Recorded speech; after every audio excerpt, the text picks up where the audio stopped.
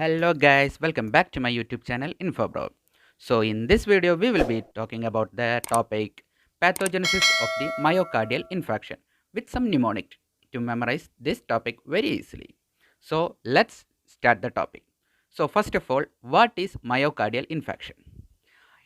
Myocardial infarction, or in short MI, is a coagulative type of necrosis of cardiac muscle and is due to the prolonged severe ischemia.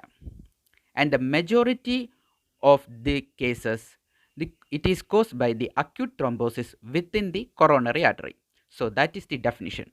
So it is the coagulative type of the necrosis of cardiac muscle due to the prolonged severe ischemia. Majority of the caused by the acute thrombosis within the coronary artery. So that's for the definition. So now we will talk about the pathogenesis. This have many sequence of event. There are sequence of event in the pathogenesis of this myocardial infarction. There are six events, that is acute plaque form change. Acute plaque change is the first step, and the second is formation of the microthrombi. Third is vasospasm. Fourth is activation of the coagulation pathway. Fifth, complete occlusion of vessel. And sixth, myocardial necrosis.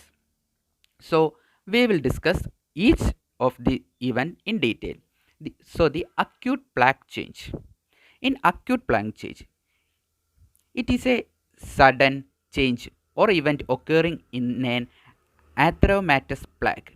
The initial event in the pathogenesis of the myocardial infarction is sudden change in the atheromatous plaque. These acute plaque changes convert partially occlusive atherosclerotic plaque to produce sudden ischemia.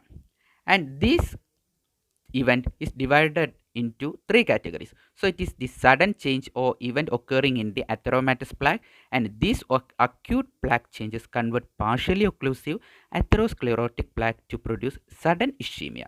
And this step is further divided into three categories. The first category, the rupture or fissuring of the plaque, leads to the exposure of highly thrombogenic plaque constituents, and this leads to the sudden thrombus formation, and this leads to sudden occlusion of the lumen. So the rupture or fissuring of the plaque leads to the exposure of the highly thrombogenic plaque constituents, and which lead to the thrombus formation, and further leads to the occlusion of the lumen. And the second category is the erosion or ulceration of plaque. The exposes highly thrombogenic subendothelial basement membrane due to the erosion or ulceration of the plaque.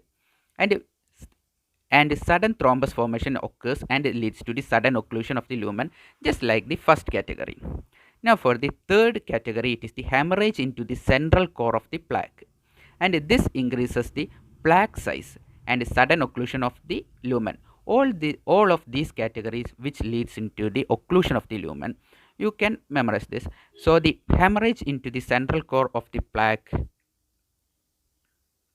erosion or ulceration of the plaque, rupture, fissuring of the plaque, all these are the categories of the acute plaque changes. And now for the second event, formation of the microthrombi. It is the second event. It exposes thrombogenic subendothelial collagen and leads to the platelet adder to that site and platelet activation and aggregation, and leads to the formation of microthrombi on the atheromatous plaque, and this leads to the partial or complete occlusion of the coronary artery. So this is the formation of the microthrombi occurring at that region, that is the exposure of the thrombogenic or subendothelial collagen, which leads to the platelet adder to that site, and platelet activation and aggregation occur, and formation of the microthrombi on the atheromatous plaque, and which leads to the partial or complete occlusion of the affected coronary artery. Now the next event is the vasospasm. So the activated platelet, endothelial cell and inflammatory cell release mediator, and this causes the vasospasm at the site of atheroma and leads to the further narrowing of the lumen. So the activated platelet and endothelial cell and inflammatory cell, which has already discussed, is releases the mediator and cause the vasospasm at the site of atheroma. Now for the second, now for the fourth event, the activation of the coagulation pathway. The tissue factor released activate the coagulation system. So this increases the size of the thrombus. So the tissue factor already released activate the coagulation system and increases the size of the thrombus. The formed microthrombi increases the size. Now for the then occurring the complete occlusion of the vessel due to the further increase in the size of the thrombus. Now for the sixth, that is the myocardial necrosis. The complete occlusion leads to the ischemic coagulated necrosis of that area supplied by that particular coronary artery. So that is the events. Now to memorize these six events, I got a mnemonic. The mnemonic is any man victim can occur necrosis. So the AMVCON. This is the one you need to memorize. So any man victim can occur necrosis. So the A for the acute plaque change, and M for the formation of the microthrombi M, and V for the vasospasm, which is victim, and C for the activation of the coagulation pathway, the C of the coagulation, and O for the complete occlusion of vessel, the O for occlusion, which means occur. And necrosis, it is necrosis itself, that is myocardial necrosis.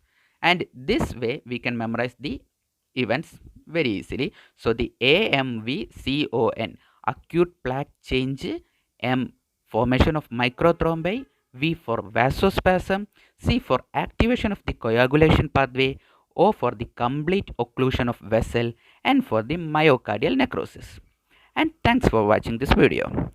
If you like this video, hit the like button and subscribe my channel for future videos. Thank you.